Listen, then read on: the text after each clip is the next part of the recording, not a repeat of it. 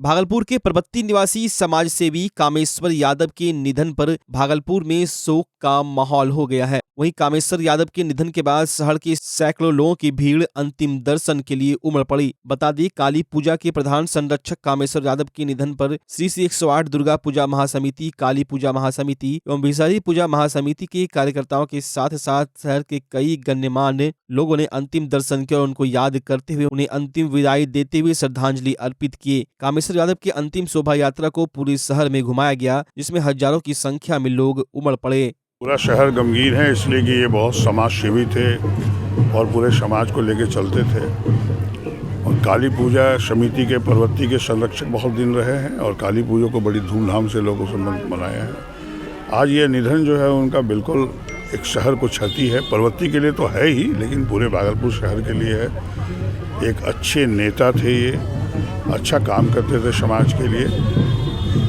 आज ये हमारे बीच नहीं रहे। इनके परिवार के इस दुख के घड़ी में उनके परिवार के साथ हम हैं और उनके आत्मा को शांति मिले।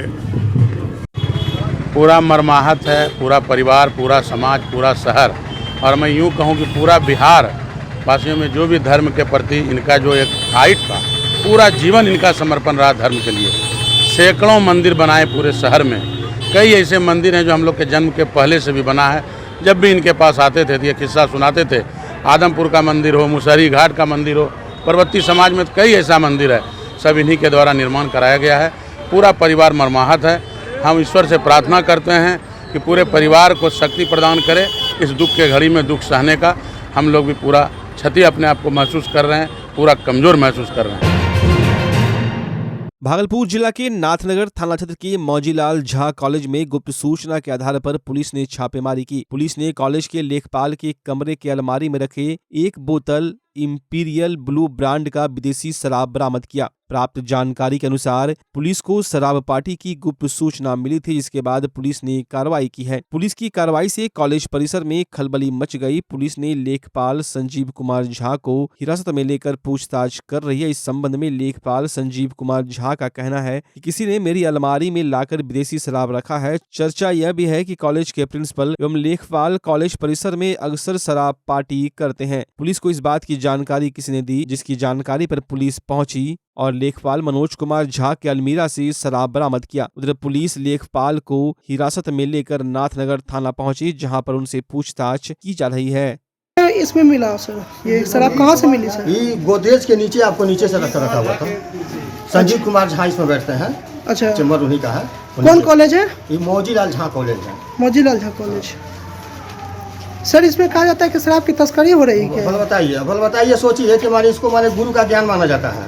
इसको गुरु का ज्ञान माना जाता है। यहाँ पर देखिए जो है गुरु का ज्ञान का, देखिए ये रवैया हो रहा है।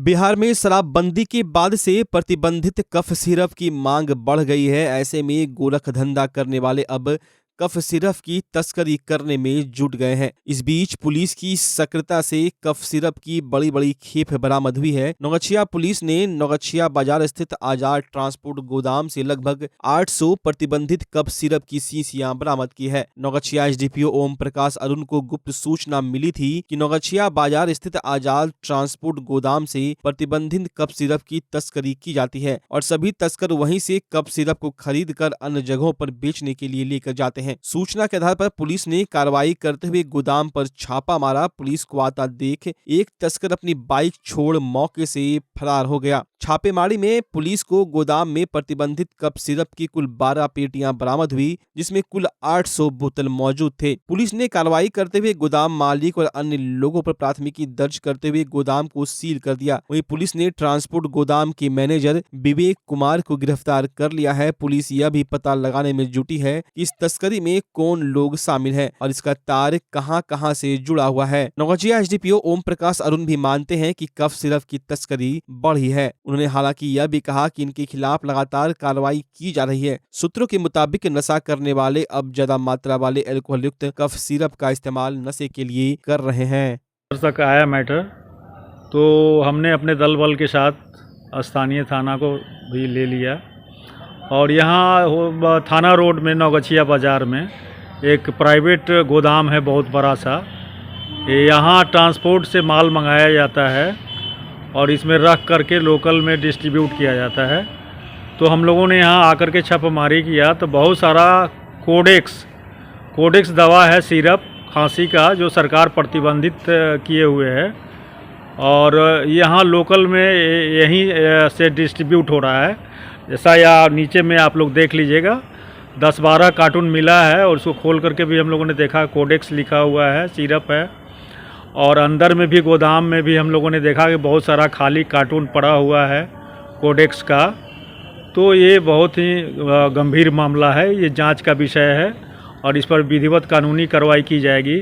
हमने लोकल अनुमंडल पदाधिकारी को भी खबर किया है कि एक मजिस्ट्रेट को भेजें यहाँ और इस गोदाम को सील कराया जाए। और सिविल सर्जन भागलपुर को भी मैंने खबर किया और वो बोले हैं कि यहाँ ड्रग इंस्पेक्टर को भेज रहे हैं, वो अपने स्तर से सबको जांच करके वो भी अपने स्तर से कार्रवाई करेंगे। सर लग रहा है इसके से बहुत दिन से यहाँ पे ये कारोबारी हाँ, ये बहुत दिन से चोरी छुपे ये कारोबार फल फूल रहा था और ये लोकल में बहुत सप्लाई कर रहे थे। सप्लाई का अड्डा यहीं था, गोदाम, यहीं से लोग आते थे मोटरसाइकिल से और ले करके चले जाते थे और लोकल दुकान में बेचते थे। क्या कुछ आदमी भी है इससे? आदमी को हम लोग पकड़ने का प्रयास किया लेकिन वो मोटरसाइकिल छोड़ करके भाग निकला, लेकिन मोटरसाइकिल उसका पकड़ा गया है। खड़िक थाना क्षेत्र का है और ये अपाची है पल्सर मोटरसाइकिल, जो उसको हम लोग पता लगा लेंगे, जांच पड़ताल कर लेंगे, सत्यापन कर लेंगे कि किसका है और उसमें कौन कौन लोग संलिप्त हैं, सबको भंडाफोड़ करते हुए सबको सलाखों के अंदर करेंगे। और कुछ प्रतिबंधित चीज़ मिला है गोदाम में, पॉलीथीन या कुछ भी? हाँ, इसके अलावा भी गोदाम को जब हमने चेक किया अंदर घुस करके, मेरा पुलिस फोर्स और हम सभी लोग मिल करके अंदर चेक किए तो इसमें लगभग 25-30 बहुत बोरा है। बोरा के अंदर जो है पॉलीथीन रखा हुआ है, जो बाहर से माल मंगा करके लोकल में सप्लाई किया जाता है। ये पॉलीथीन भी जो है वो सरकार की तरफ से बैंड है, प्रतिबंधित है और यहाँ गुप्त तरीके से सप्लाई किया जा रहा है।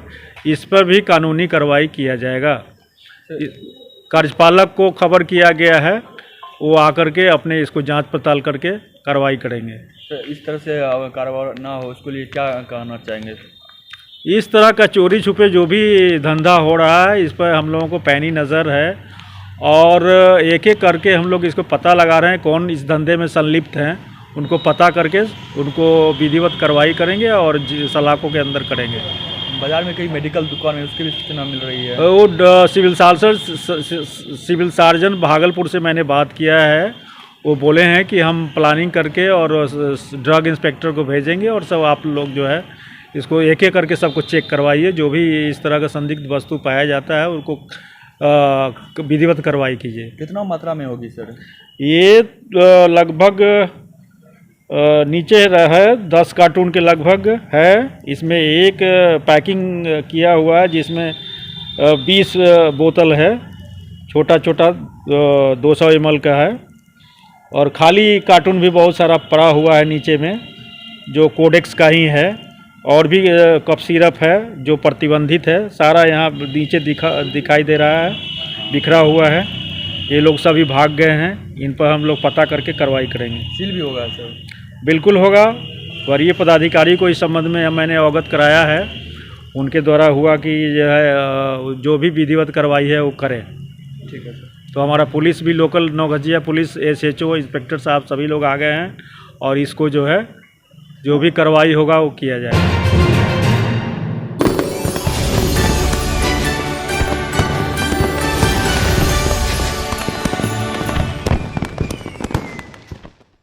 नमस्कार, मैं सत्येंद्र कुमार, जिला प्रभारी आम आदमी पार्टी भागलपुर। आप सभी देशवासियों और भागलपुर वासियों को नववर्ष और मकर संक्रांति की हार्दिक शुभकामना देता हूं और आप लोग नए वर्ष में सुखी रहें, सानंद रहें, स्वस्थ रहें। धन्यवाद। नव वर्ष 2024 के शुभ अवसर पर मैं ढेर सारी शुभकामना और बधाई जिला जनता दल यू परिवार भागलपुर की ओर से देशवासियों को, बिहार वासियों को एवं भागलपुर वासियों को देता हूं। साथ ही साथ पूरे देश में अमन, चैन एवं शांति कायम हो, भाईचारे के साथ पूरा देश और जिला राज्य में लोग रहे, यही कामना ईश्वर से करता हूँ, प्रार्थना करता हूँ। जी प्रणाम। मैं अमर सिंह कुशवाहा, प्रदेश उपाध्यक्ष लोजपा रामविलास की ओर से भागलपुर एवं देशवासियों को नव वर्ष एवं मकर संक्रांति की हार्दिक शुभकामनाएं एवं बधाई। ये नव वर्ष 2024 आपके जीवन में ढेर सारी खुशियां लेकर आए। प्रणाम। नमस्कार। आइडियल टाइल्स की तरफ से भागलपुर शहरवासियों को नव वर्ष एवं मकर संक्रांति की बहुत बहुत शुभकामनाएं। धन्यवाद। नमस्कार, मैं मुकेश कुमार मंडल, मुखिया ग्राम पंचायत बलवाचक पुरैनी सह पैक्स अध्यक्ष बलवाचक की ओर से पंचायतवासी एवं प्रखंडवासी एवं जिलावासी को आने वाले 2024 नव वर्ष की एवं मकर संक्रांति की हार्दिक बधाई देता हूं। धन्यवाद। नमस्कार, मैं डॉक्टर अजय कुमार सिंह, अध्यक्ष जीवन जागृति सोसाइटी। तमाम माता बहनों के बच्चों के लिए ईश्वर से प्रार्थना करता हूं कि आपके बच्चे नए वर्ष में रोग से, व्याधि से दूर रहे। साथ ही हमारी सोसाइटी दुर्घटना पर काम करती है, अतः आपसे एक निवेदन है कि नए साल में ले नया प्रतिज्ञा। घायल को देख फोटो वीडियो बना मत आगे बढ़ जाना, उसे अस्पताल जरूर लेकर जाना, उसकी जान बचाना। इन्हीं शब्दों के साथ पुनः नव वर्ष 2024 की ढेर सारी शुभकामनाएं। जय हिंद, जय भारत, जय बिहार। राजद झुग्गी झोपड़ी प्रकोष्ठ के जिला अध्यक्ष शंकर प्रसाद गुप्ता की ओर से सभी भागलपुर वासी, राज्यवासी और देशवासियों को नव वर्ष 2024 एवं मकर संक्रांति की बहुत बहुत शुभकामनाएं एवं बधाई। आपका नव वर्ष खुशियों से भरा एवं मंगलमय हो।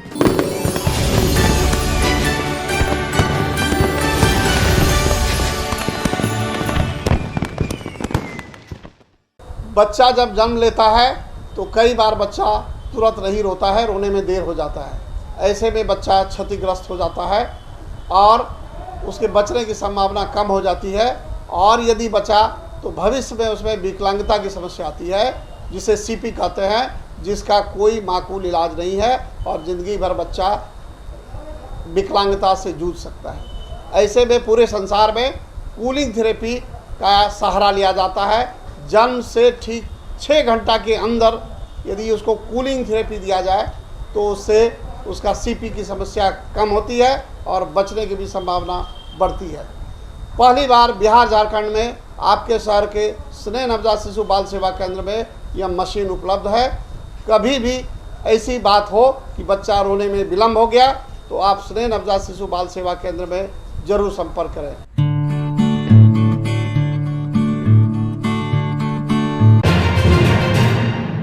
भागलपुर नगर निगम में नगर आयुक्त पर विकास कार्यों में बाधा डालने, नगर पालिका अधिनियम का उल्लंघन करने और चुने गए जनप्रतिनिधियों का अपमान करने का आरोप लगाते हुए पार्षदों ने मोर्चा खोल दिया है। भागलपुर नगर निगम के 51 पार्षदों में से 36 पार्षदों ने प्रेस कॉन्फ्रेंस आयोजित कर बताया कि नगर आयुक्त डॉक्टर योगेश सागर के द्वारा भागलपुर नगर निगम क्षेत्र के विकास के लिए सशक्त अस्थायी समिति और सामान्य बोर्ड में लिए गए फैसले को धरातल पर नहीं ला रहे और जब पार्षद विकास कार्यों से संबंधित कार्यों के लिए नगर आयुक्त के पास जाते हैं तो उनकी बातों को अनसुनी कर दी जाती है। पार्षदों ने पार्षद एकता मंच के बैनर तले आयोजित प्रेस कॉन्फ्रेंस के दौरान आक्रोशित होकर कहा कि अगर जल्द से जल्द चुने हुए जनप्रतिनिधियों की बात नगर आयुक्त नहीं मानते तो अब सदन से सड़क तक आवाज बुलंद किया जाएगा। चुने हुए जनप्रतिनिधि हैं, उनके लिए हुए निर्णयों की अवहेलना की जा रही है और जनहित में जितने भी प्रस्ताव सामान्य बोर्ड में और स्थायी समिति में लिए जा रहे हैं उस निर्णय का अनुपालन प्रशासनिक अधिकारी के द्वारा नहीं किया जा रहा है, जिससे कि नगर निगम क्षेत्र में वार्ड संख्या 1 से 51 तक में कई विकास कार्य बाधित हैं और जिस अपेक्षा के साथ जनता ने इस बार के बोर्ड को चुना है, जिसमें कि मेयर और डिप्टी मेयर, इस पद को जनता ने अपने वोट से डायरेक्ट चुना है पहली बार। लेकिन जो हम लोग समझ रहे थे कि जो ताकत होगी इस बोर्ड की, एक अधिकारी हमारे ताकत को, जो हमारे नगर पालिका अधिनियम ने हमें जो ताकत दी है, जो हमारे बोर्ड को जो ताकत दी है, उसको वो घटाने का काम कर रहे हैं और उस पर कुठाराघात करने की कोशिश में लगे हैं। शहर की जनता हम लोगों को चुनाव में अपना मत देकर हम लोगों को जिताकर भेजा है। हम लोग भी चाहते हैं कि नगर निगम की कार्यशैली और हम लोग नगर निगम के सदन में अपने अपने वार्ड की समस्या को लेकर जो आवाज़ उठाते हैं, अपने वार्ड की जनता यह बात को जाने कि हम लोग दिन रात वार्ड के विकास की चिंता करते हैं और अपनी आवाज़ उठाते हैं, उसके बावजूद भी काम नहीं होता है। और इसका कारण है मात्र नगर निगम के नगर आयुक्त का हिटलरशाही। और उनका क्या हिटलरशाही है? 4 व्यक्ति आ रहे थे, 2 डंडाधारी उनके साथ थे और आने के बाद वो उनसे 30 रुपया, 50 रुपया, 40 रुपया का रसीद काट रहे थे।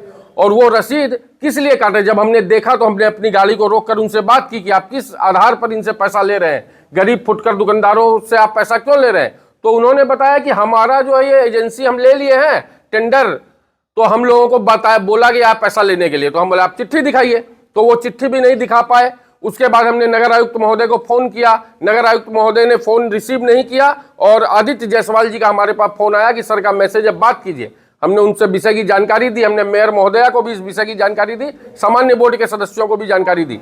यह जो एजेंसी संडिस कंपाउंड में कार्य कर रही है, उसको जो काम दिया गया है वो जनता के सामने स्पष्ट होना चाहिए कि पार्किंग के नाम पर अवैध वसूली करने वाली यदि कंपनी होगी तो उस पर क्या कार्रवाई होगी, उस पर ध्यान देने की आवश्यकता है। अभी फुटकर व्यवसायिक संघ के जो अध्यक्ष हैं वो भी मेयर साहिबा से मिले, स्थायी समिति के सदस्यों से मिलेंगे, वो अपनी समस्या लेकर आएंगे। लेकिन ये ज्वलंत विषय है कि यदि जो फुटकर व्यवसायी है उनको कार्ड बनाकर इशू कर दिया गया है और उनको ये कहा गया है कि जब आपको दुकान वेंडिंग जोन में आवंटन करा दी जाएगी तब आपसे पैसा लिया जाएगा, तो उसके पहले वो पैसा जो लिया जा रहा है वो अवैध वसूली क्यों हो रही है, किस कारण से हो रही है, किसके इशारे पर हो रही है, ये सभी बात स्पष्ट करनी चाहिए। और नहीं तो वो जो कंपनी काम कर रही है और जो गलत कर रही है तो उस पर विधि संगत कार्रवाई होनी चाहिए। तिलका मांझी भागलपुर विश्वविद्यालय बीसीए के छात्रों ने परीक्षा विभाग के मुख्य द्वार पर बैठकर अपनी मांगों को लेकर जमकर प्रदर्शन किया। एक तरफ जहां पूरे देश में बीसीए के छात्रों का रिजल्ट घोषित हो चुका है, लेकिन तिलका मांझी भागलपुर विश्वविद्यालय की स्थिति ऐसी चरमराई हुई है कि यहाँ के छात्र अभी भी भटक रहे हैं, अभी भी रिजल्ट का इंतजार कर रहे हैं, जबकि पूरे देश में बीसीए 2020-23 सत्र का रिजल्ट घोषित हो चुका है। वहीं आक्रोशित बीसीए के छात्रों ने आज तिलका मांझी भागलपुर विश्वविद्यालय के परीक्षा विभाग का घेराव किया। उन लोगों का साफ तौर पर कहना है कि जब तक हम लोगों की परीक्षा की तिथि घोषित नहीं की जाएगी तब तक हम लोगों का यह प्रदर्शन जारी रहेगा। वहीं प्रदर्शनकारी छात्रों ने कहा कि बीसीए 2020-23 सेशन पूरे भारतवर्ष में खत्म हो गया। इस सेशन के विद्यार्थियों को परीक्षा के बाद परिणाम भी घोषित कर दिया गया है। यहाँ तक कि बिहार के मुंगेर यूनिवर्सिटी में भी इसकी परीक्षा खत्म हो गई है, परीक्षार्थियों को रिजल्ट जारी कर दिया गया है। लेकिन एक तिलका मांझी भागलपुर विश्वविद्यालय है जहाँ अभी तक परीक्षा की तिथि घोषित नहीं हुई है। जब तक परीक्षा की तिथि घोषित नहीं होगी तब तक यह प्रदर्शन हम लोगों का जारी रहेगा। हम लोग बीसीए सेमेस्टर का 6 सेमेस्टर का स्टूडेंट है, सेशन 20-23 है और हम लोग का एग्जाम जो है 1 साल ऑलरेडी लेट चल रहा है यूनिवर्सिटी में और इस कारण हम लोग को अभी लेट लिया जा रहा है। जनवरी में 6 सेमेस्टर का एग्जाम लिया जा रहा है और जिसको 4th 5th में बैक लग गया है, एक बार मौका नहीं दिया गया है कि उसको दोबारा एग्जाम दिया जाए या कुछ ऐसा बात। उस समय डेंगू चरम सीमा पे था डेंगू और बहुत सारे स्टूडेंट को डेंगू हो जाने के कारण वो नहीं आ पाया था एग्जाम देने के लिए, जिस वजह से उसको 5th में बैक लग गया है। हम लोग चाहते हैं कि उसको भी दिया जाए, जिसको बैक लग गया 4th 5th में उसको भी फॉर्म भरने दिया जाए 6 सेमेस्टर का, और जैसे 6 सेमेस्टर का फॉर्म भर दिया उसको रिजल्ट दे देगा। बाद में जो आएगा 21-24 सेशन आएगा उसके साथ 4th 5th अपना दे देगा। यही हम लोग का मांग है। मिले भी थे किसी से? नहीं, अभी हम लोग कंट्रोलर से मिले हैं लेकिन वो मिलना नहीं चाह रहे हैं। वो बता रहे हैं कि हो जाएगा लेकिन हवाई बात। भागलपुर के पीरपैंती बाराहाट में भूमाफिया का काफी आतंक है। वहीं भूमाफियाओं ने 12 से 15 परिवारों को घर से बेदखल कर दिया है। इतना ही नहीं, जबरन सभी परिवारों के नाम नोटिस करवाकर प्रशासन से बल प्रयोग कर घर भी खाली करा लिया है। सभी पीड़ित परिवार वाले आज अपनी न्याय की गुहार लगाने के लिए जिलाधिकारी सुब्रत कुमार सेन से मिलने पहुंचे। वहीं जिलाधिकारी सुब्रत कुमार सेन ने आवेदन लेते हुए उन लोगों को आश्वासन दिया कि जल्द ही इस पर संज्ञान लेकर जांच कराई जाएगी और दोषियों पर कार्रवाई की जाएगी। वहीं पीड़ित परिवार का कहना है कि इस ठंड भरे मौसम में अब अचानक हम लोगों के माथे से छत छीन लिया गया। आखिर हम लोग कैसे रहें, कैसे परिवार का गुजर बसर करें। घर उजाड़ लो जी बाबू, ठंडा भगा लो छे। हमरा ने जगह जमीन ले थरिया उठा करी खाई छे। कौन उजाड़ा? वो बगल वाला जमीन वाला इंजीनियर इंजीनियर केजरीवाल मरवाड़ी है। दबंग ओ, है। हाँ मरवाड़ी सरकार के द्वारा सरकारी जमीनों में रही छे मैंने हर बेर अभी सबका धटाक जाए छे कि उजारने पड़ेगा कहाँ जाएंगे सर, जमीन नहीं है जो उजाड़ा वो दबंग है। नहीं ज़्यादा अथे है मरवाड़ी। हाँ आज कहाँ पे लो डीएम साहब के पास? हाँ डीएम साहब के पास अलो जी सर, कितनी ले लो अलो जी आवेदन देला घर बचाए वास्ते की चाहे जे रहे वास्ते चाहे छे बाबू, कहाँ जो उजारी हमरानी गरीब आदमी ठंडा दिन हम कहाँ जो जमीन जब घर छे कहाँ जेबे हरदम सरकार जमीन बसाए छे भगाए छे ये भगा रहलो छे सब ना। पीरपैती विधानसभा के बाराहाट स्थित बाराहाट से 2 किलोमीटर जो है दूर है और ये लोग जो है बिहार सरकार के ज़मीन में बसा हुआ था। तो आज 40-50 साल से जो है लगभग ये लोग बसा हुआ है। कोई निर्माण कार्य नहीं सरकारी करना है, लेकिन एक भू माफिया जो है पीछे में प्लॉटिंग किया हुआ है और वो भू माफिया के आवेदन पर ये इतना बड़ा एक्शन लेना मतलब ये पदाधिकारी का शोभनीय बात नहीं है। एक भू माफिया आवेदन दिया कि हमारे आगे में जो है गरीब सब बसा है, इसको हटा दीजिए, और उसी के चलते में जो है उन लोगों को ये लोग गरीब को 3-3 नोटिस दे दिया और हटाने के लिए जो है पुलिस बलपूर्वक जो है मजिस्ट्रेट अथी करके इन लोग को हटाने का प्रयास कर रहा है। ये सरकार तक हम लोग बात को पहुंचाएंगे। हम लोग सरकार में हैं, पदाधिकारी को भी हम अभी जिला पदाधिकारी से मिलकर के हमने सारे बात से अवगत करा दिए कि ये लोग गरीब है और ठंडा का समय है, ये लोग गरीब आदमी अभी कहाँ जाएगा। कहीं आप अगर ज़मीन भी दीजिएगा तो ये अभी तुरंत नहीं बस पाएगा, इसलिए इसको अभी तत्काल रूप से वहीं रहने दिया जाए। आपने कहे हैं कि ठीक है इंदिरा आवास का मकान इसको दे देंगे तो इसको हटा दीजिए, लेकिन अभी ये लोग कहाँ जाएगा, ये ठंडा का समय है और गरीब आदमी या तुरंत घर बन नहीं पाएगा, इसलिए तत्काल इसको वहीं रहने दिया जाए।